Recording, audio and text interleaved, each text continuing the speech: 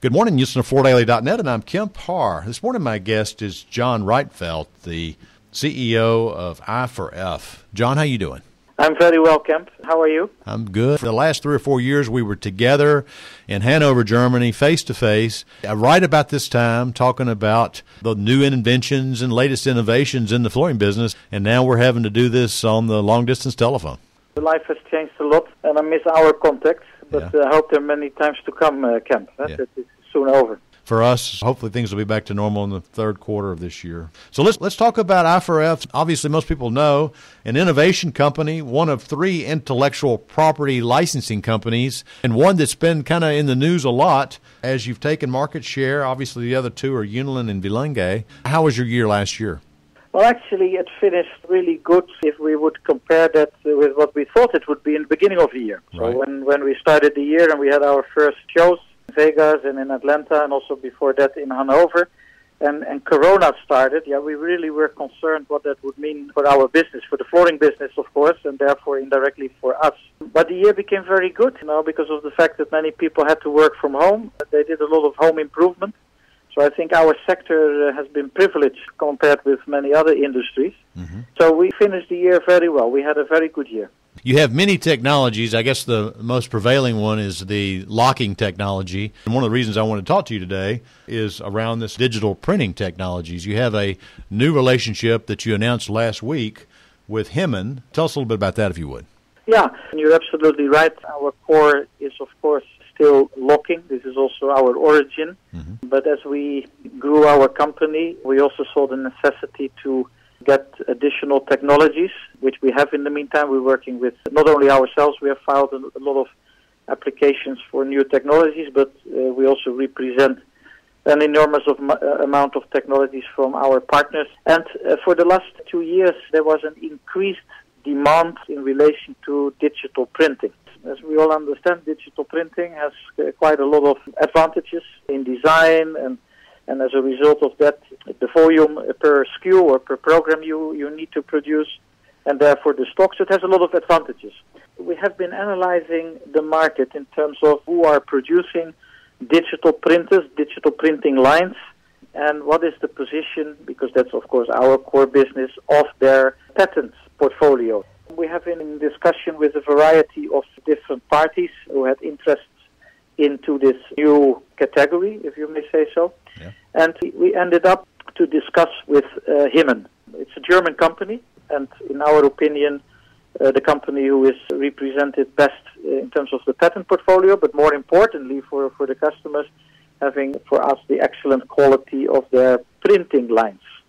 Now, it is a relative new industry because different than ceramics, in modular panels, there are hardly any digital printing lines in the market. There are a few large players who do this already for some time, but you definitely see interest to get digital printing lines, kind of the mass market in the majority of the manufacturers. So we think we jumped in the right time on the right train. Give me a little clarity on that. So what you're saying is that digital printing has been mainstream in the tile market, the porcelain ceramic tile market, for a while, and it's moving more. One of the stats I can tell you in this country, almost 50% of what's sold in the residential market looks like wood. So the growth potential or the growth area for these licenses are in that area of emulating wood, right? Yeah, wood and tiles.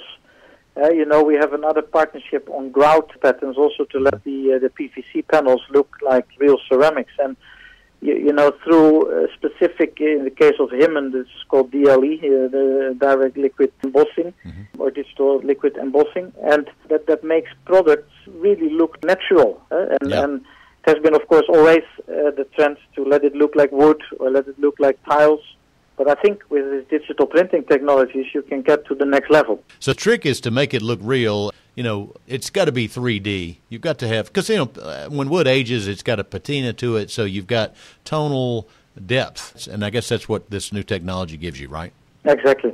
This is what I would have loved to show you when we would see each other face to face, is to have the panels in your hand and to see the optical quality. Right. But indeed, that is what we want to achieve. All right. Very interesting. This week, I noticed you've been active and you're doing virtual meetings as part of the BAU show, which is a German show for the contracting business, right? That's correct. We applied to the physical BOW convention, but since it became digital, we decided still to participate.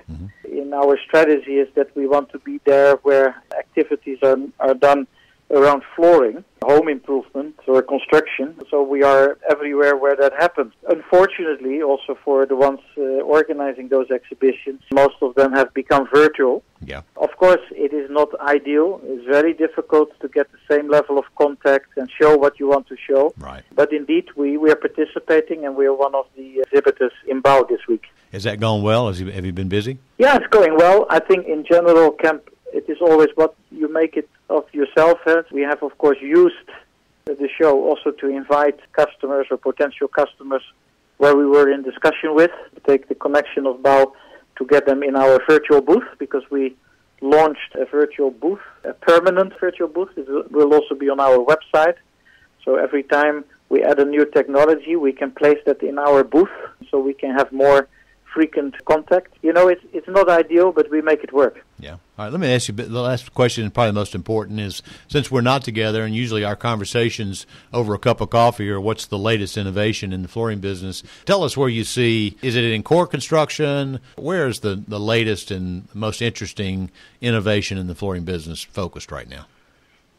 Yeah, I think that is, of course, what keeps us every day awake, to see also to stay close to that and to make sure we are ahead of the pack. Yeah. You keep seeing development in multi-layer products, and no doubt about in the amount of layers, the material composition of those layers, both from the core and the additional layers. There's a tendency more and more, which is in our favor, of course, to easy installation. You also see that promoted a lot, and that is also because a lot of people have been at home. There maybe was a lack of installers, so all this easy installation, low maintenance. There's, of course, antibacterial development. There's really a lot going on. I think also that the time people had to be at home or to be in a lockdown or at least not traveling, people have used also to get to new ideas and to discuss new ideas. We had with one customer a lot of sessions. Every month we had a discussion on new products to use the time. We were not traveling around and seeing people face to face, to also keep developing new technologies, what can make the world be better, because I think everything around sustainability, of course, is also a very important trend. One thing to watch, and I'm getting this from you, I just wanted to echo it because you brought it up before we started this interview. You know, waterproof kind of moved to the vinyl flooring, the LVT flooring, forward and made it the big growth engine, and it kind of blew by laminate.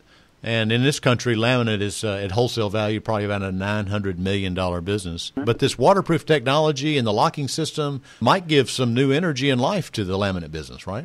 Yeah, having said that, Laminate also benefited from the demand towards modular flooring, easy installation in the home improvement. I think Laminate, as far as I heard and can judge, had not a bad year last year. Of course, not in the same growth as we call it new material, PVC products had last year. Right. But you're absolutely right. There has been a high level of emphasis on water let through, and the Laminate Association is calling the NALFA test to get water. So, there we're looking with us at the latest development, but there are now new developments, and we also will come with an announcement in a couple of weeks on a kind of triple lock variant, which will enable the people to also fulfill all those tests.